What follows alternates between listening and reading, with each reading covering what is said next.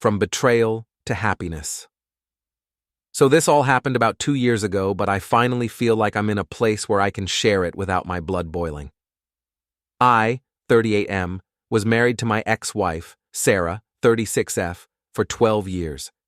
We had 2 amazing kids together, our daughter Lily, 8, and our son, Jacob, 6. I thought we had a great life.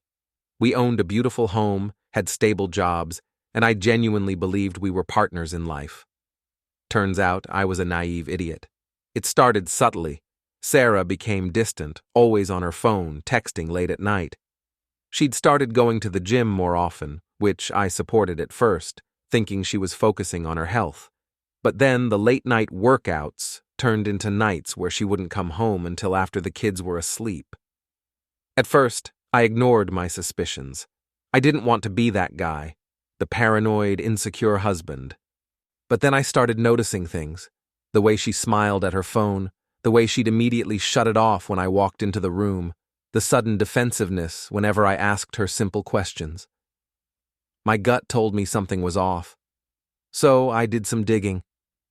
I checked our shared phone records and found an excessive number of calls and texts to a number I didn't recognize.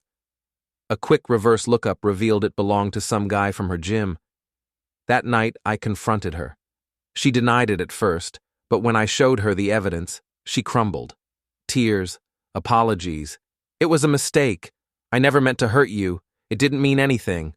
The usual script. She swore she'd end it, that she loved me, that we could work through this. I told her I needed time, but within a week, she flipped. When she realized I wasn't just going to forgive and forget, she became vicious. Suddenly, she was rewriting history, saying I was emotionally distant, that she had felt alone for years, that it was my fault she had cheated. Then she went for the jugular. She wanted everything: the house, full custody of the kids, alimony, child support. She tried turning the kids against me, playing the perfect victim to our family and friends. But here's the thing. When we got married, I had insisted on a prenup. At the time, Sarah had laughed it off, saying we'd never need it. That prenup saved my ass. The only thing she was entitled to was child support, which I had no problem paying.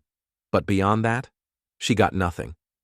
When she realized she wasn't getting a financial windfall, she got even nastier.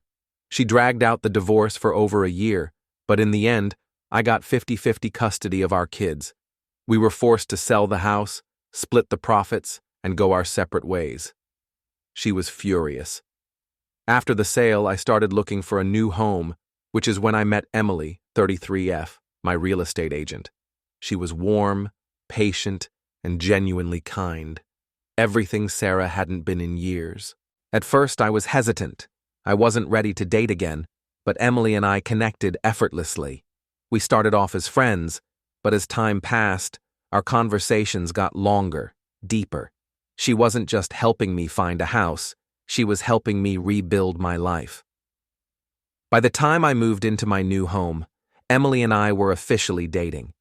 My kids adored her, and she treated them like they were her own.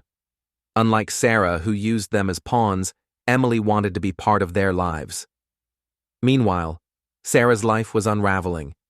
She had burned through most of the money she got from the house sale. She was constantly in and out of toxic relationships, and her bitterness grew worse. She started missing visitations, forgetting to pick up the kids, and making last-minute excuses. I documented everything. A year after our divorce, I took her back to court and was awarded full custody. She had visitation rights, but rarely used them. At first, she tried to fight it, but the judge saw right through her. As for me, I proposed to Emily, and she became my wife. A year later, we welcomed our baby girl, and my older kids absolutely adore their little sister. My life has completely turned around, and I've never been happier. Sarah? Last I heard, she was still single, bitter, and blaming me for everything. But I don't care anymore. I've got an incredible wife, 3 amazing kids, and a future brighter than I ever imagined. Funny how karma works, huh?